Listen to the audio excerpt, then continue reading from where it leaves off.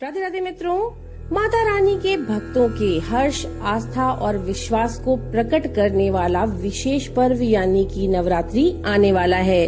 दोस्तों, इस दौरान माता के भक्त पूरे 9 दिनों तक जप तप करके बहुत सारे अनुष्ठान करके माता रानी को प्रसन्न करने का हर संभव प्रयास करते हैं और उनसे आशीर्वाद मांगते हैं। बहुत ही विशेष समय होता है ये माता रानी को प्रसन्न करने का और नवरात्रि के 9 दिनों में माता के 9 स्वरूपों का पूरे विधि विधान के साथ पूजा किया जाता है। दोस्तों, ऐसी भी मान्यता है ब्रह्म पुराण के अनुसार कि चैत्र प्रतिपदा के दिन से ही ब्रह्मा जी ने सृष्टि की रचना को भी शुरू किया था। दोस्तों, नवरात्रि के 9 दिनों में सुबह ब्रह्म मुहूर्त में उठ करके शुद्ध जल से स्नान करना चाहिए और पहले दिन जब आप पूजन शुरू करते हैं उस दिन घर के किसी पवित्र स्थान में, अगर हो सके तो आपके पूजा घर में स्वच्छ मिट्टी से एक वेदी बना लीजिएगा और वेदी में जौ और गेहूं दोनों को मिला करके वहाँ पे आप बो देते हैं।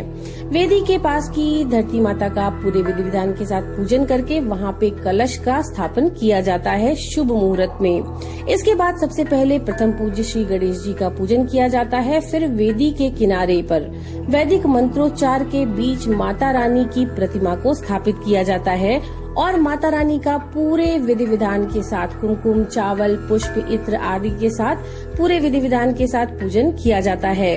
दोस्तों, नवरात्रि का समय बहुत ही खास होता है शक्ति की उपासना के लिए, लेकिन नवरात्रि में हमें कुछ चीजों का खास तौर पर ध्यान देना चाहिए जो हम आपको पहले बताना चाहेंगे। नवरात्रि के इन 9 दिनों में आपको दाढ़ी, मूछ, बाल, नाखून बिल्कुल नहीं कटवाना है।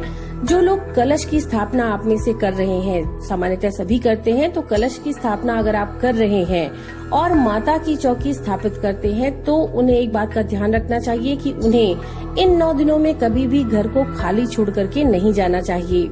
मान्यताओं के अनुसार इस दौरान आपको पूरी तरह से सात्विक भोजन लेना चाहिए और 9 दिनों तक आपको नींबू नहीं काटना है। ये एक बहुत ही विशेष नियम होता है नवरात्रि का, तो 9 दिनों तक आपको नींबू बिल्कुल नहीं काटना है।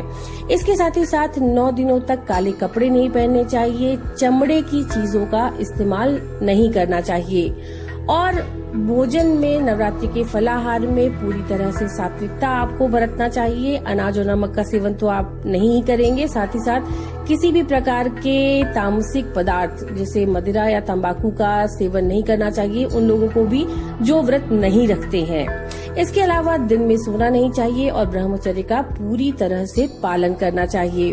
तो दोस्तों, नवरात्रि में इन चीजों का आप जरूर से ध्यान रखिए और पहले दिन माता शैलपुत्री का पूजन किया जाता है पूरे विधि विधान के साथ। तो माता शैलपुत्री का पूजन कैसे करना है अब हम ये देख लेते हैं।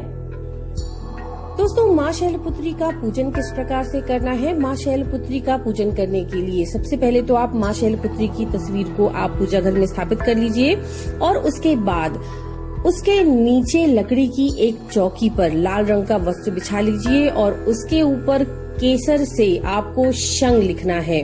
तो केसर से शंख लिखिए और उसके ऊपर मनोकामना पूर्ति गुटिका को रख दीजिए। इसके बाद हाथ में लाल रंग का पुष्प लेकर के शैलपुत्री माँ का ध्यान करना है और ध्यान के साथ ही ये मंत्र आपको बोलना है। मंत्र है ओम ऐं ह्रीं क्लीं चामुंडाय विच्चे ओम शैलपुत्री देव्यै नमः। इस मंत्र के साथ ही आपके हाथ में जो भी आपने पुष्प ले रखा है उसे मनोकामना गुटिका और माँ की तस्वीर के ऊपर छोड़ दीजिए। इसके बाद भोग प्रसाद अर्पित कीजिए और माँ शैलपुत्री के मंत्र का जप करिए। ये जप कम से कम 1 माला का यानी 108 का होना चाहिए और माँ शैलपुत्री का विशेष मंत्र है ओम शं शैलपुत्री देव्यै नमः। ओम शं शैलपुत्री देव्यै नमः। तो इस मंत्र का आप 108 बार जाप कीजिए। मंत्र संख्या पूर्ण होने के बाद माँ के चरणों में अपनी मनोकामना को व्यक्त करके माँ से प्रार्थना करें और फिर श्रद्धा से आरती और कीर्तन कीजिए। माँ के स्तोत्र का अगर हो सके तो आप पाठ भी जरूर कीजिए। तो इस प्रकार से माँ शैलपुत्री का हमें पूजन करना चाहिए। एक चीज का जरूर ध्यान रखिएगा कि माँ शैलपुत्री को भोग में गाय का घी जरूर अर्पित कीजिएगा, क्योंकि माँ शैलपुत्री के चरणों में गाय का घी अर्पित करने से भक्तों को आरोग्य का आशीर्वाद मिलता है और उनका मन शरीर दोनों ही निरोगी बना रहता है। तो गाय का घी इस दिन माँ शैलपुत्री को आप जरूर चढ़ाइए। तो चलिए शुरू करते हैं नवरात्रि के पहले दिन की कथा यानी कि माँ शैलपुत्री की कथा। एक बार प्रजापति दक्ष ने एक बहुत बड़ा यज्ञ किया और उसमें उन्होंने सारे देवी देवताओं को अपना अपना यज्ञ भाग प्राप्त करने के लिए निमंत्रित किया, लेकिन शंकर जी को उन्होंने इस यज्ञ में निमंत्रित नहीं किया।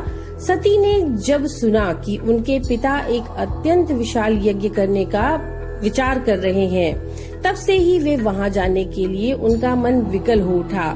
अपनी ये इच्छा उन्होंने शंकर जी को बताई और सारी बातों पर विचार करने के बाद उन्होंने कहा, प्रजापति दक्ष किसी कारणवश हमसे रुष्ट हैं। अपने यज्ञ में उन्होंने सभी देवताओं को निमंत्रित किया, उनके यज्ञ भाग भी उन्हें समर्पित किए, किंतु हमें जानबूझकर नहीं बुलाया है, कोई सूचना तक नहीं भेजी गई है। ऐसी स्थिति में तुम्हारा वहां जाना किसी भी प्रकार से श्रेयस्कर नहीं है। शंकर जी की इस उपदेश से माता सती को प्रबोध नहीं हुआ और पिता का यज्ञ देखने वहां जाकर के माता और बहनों से मिलने की उनकी व्यग्रता किसी भी प्रकार से कम न हुई। उनका प्रबल आग्रह देकर के भगवान शिव ने उन्हें वहां जाने की अनुमति दे दी। माता सती ने पिता के घर पहुंचकर देखा कि कोई भी उनसे आदर और प्रेम के साथ बातचीत नहीं कर रहा है। सारे लोग मुंह फेरे हुए हैं, केवल उनकी माता ने ही स्नेह से उन्हें गले लगाया। बहनों की बातों में व्यंग और उपहास के भाव भरे हुए थे। परिजनों के इस व्यवहार से उनके मन को बहुत कष्ट पहुंचा। उन्होंने ये भी देखा कि वहां चतुर्दिक भगवान शिव जी के प्रति तिरस्कार का भाव भरा हुआ है। दक्ष ने उनके प्रति कुछ अपमानजनक वचन भी कहे। ये सब देख करके सती माता का हृदय क्षोभ और ग्लानि से भर गया, साथ ही साथ क्रोध से भी भर गया। उन्होंने सोचा कि भगवान शिव की बात ना मान करके और यहाँ पर आकर उन्होंने बहुत बड़ी गलती कर दी है। वे अपने पति भगवान शिव के इस अपमान को सहन ना कर सकी। उन्होंने अपने उस रूप को उसी समय वहीं पर योगाग्नि के द्वारा जला करके भस्म कर दिया।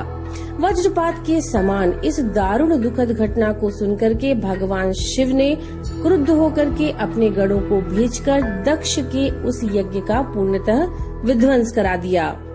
सती ने योगाग्नि द्वारा अपने शरीर को भस्म कर अगले जन्म में शैलराज हिमालय की पुत्री के रूप में जन्म लिया। इस बार वे शैलपुत्री के नाम से विख्यात हुईं। माता पार्वती हेमवती भी उन्हीं के नाम है।